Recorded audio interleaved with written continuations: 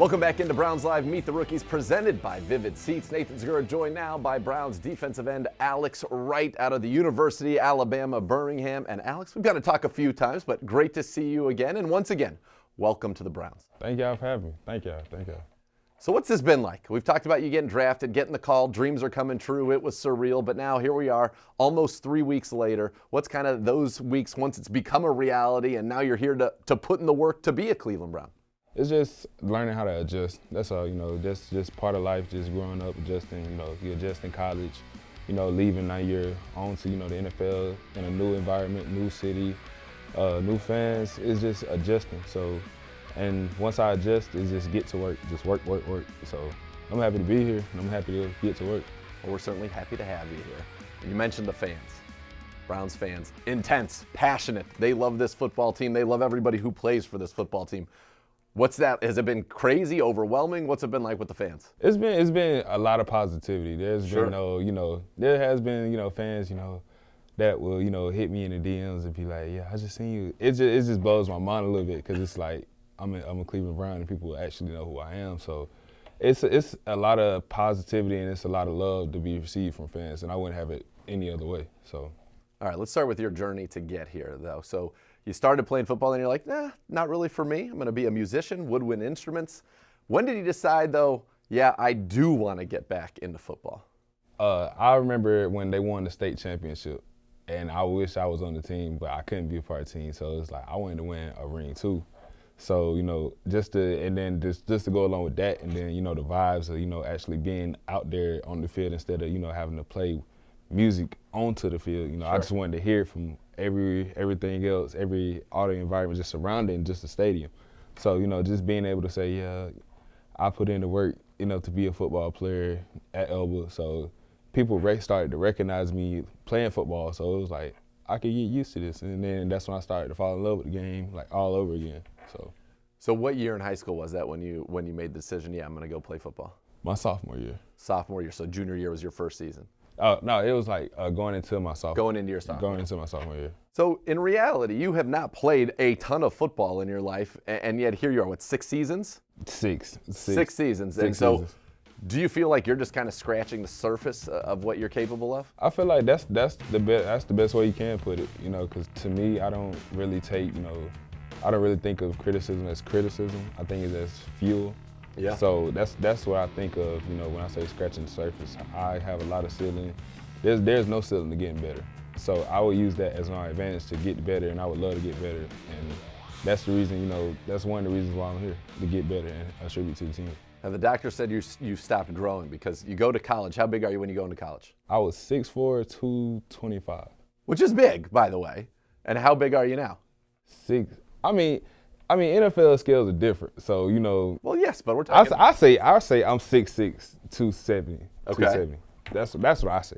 Right. So in 3 years, are you going to be like 6'8", 310? I hope I don't grow no more. I'm not even gonna lie. You're good. I'm good at this height. Okay. I'm good at this height, but weight-wise, I can still grow a little bit. I can still maintain. I can still lose. So just whatever fits me best. So. What's it been like getting here and you come into this facility and you get to be with the strength coaches, and there's a whole team, just as there is in college, but a whole team dedicated to getting the most out of your body and getting you in the best possible condition. What's kind of that initial experience been like with our strength team? It's been a great experience because I would love for those to I would love for them to actually help me out. Yeah. So, and I've been asking questions. I ask, how can I do this? How can I do that? And it's the fact that they can come up with answers just like that, and it's like, wow, so it's been a fun experience just, asking them what they think, thinking about what I can do myself, not only, just asking them, but, for them to, be in this field, they're in this field for a reason. So they know exactly what they're talking about. So I would take everything I can, just to help myself get better. And I know they're helping me, but it's on me also to help myself, so. Yeah, it's now this is your job. And one of the questions we have from our fans is, what is the biggest difference from you being a pro versus a college player? That's from Jason K. College. College. I say classes. Yeah. Classes. Because I was so used to, how it was set up. We would have practice, go to class in the morning, lunch, practice, then we're right back to, studying. Sure. there wasn't like, there wasn't as much football except with the exception of film. I mean, film study, but you had classes, you had tests, you had work, you had study hall. There was just so much difference. Now it's like when I get home from practice, it's like I have so much free time. So that's one thing that taught me, just handling my time management a little bit more, because I had so much to do in college. Now I don't have as much to do with the exception of football, but, watch film, and do extra work. So I just say just the time management, just the biggest difference. Yeah. And now your class, right, is learning the playbook and studying the film and all of that. So I know that that's what you're doing with the majority of your free time, but what do you like to do for fun in your free time when you are not in the playbook and studying film? I like video games. What's your favorite game? 2K. 2K? 2K, NBA 2K. Okay. Right now it's kind of a race because, Warzone, Call of Duty. I'm more of a Call of Duty type of player. So okay.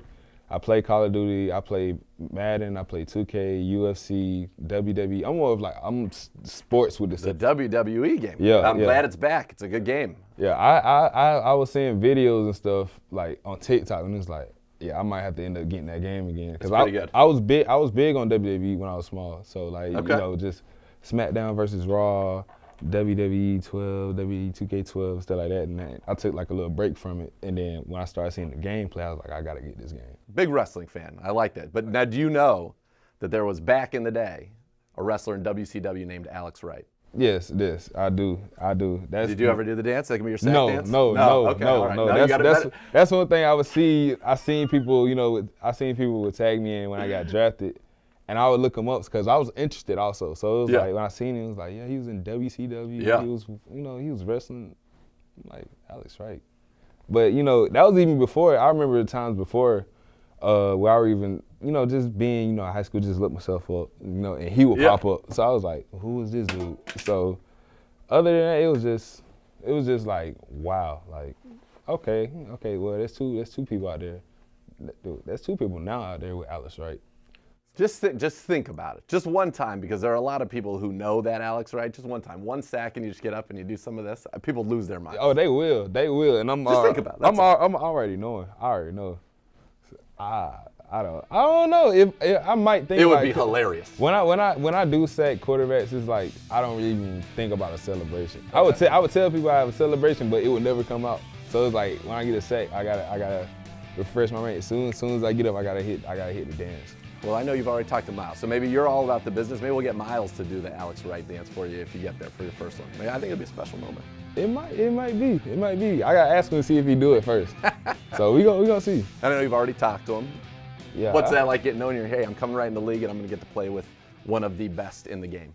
It was just, that's just a moment for me, to take in because I've been watching Miles since he was in college. So, and that's somebody I try to model my game after.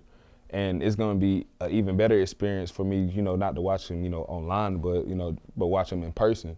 And, I can have the access, to ask him questions, ask him, how do you do this? What's your approach to this? What do you do in case this happens and stuff like that? Just picking his brain. Absolutely. A lot more than usual. So yeah, it's just I can't wait for that experience. I already talked to him a little bit, just with simple stuff off the field. Like getting in touch with a dietitian. Getting tips and whatnot. So that's just the start of it all right there. We are excited to have you here. This has been a blast. Can't wait to see you out there on the field and see a little bit of dancing from the Cleveland Browns, Alex Wright.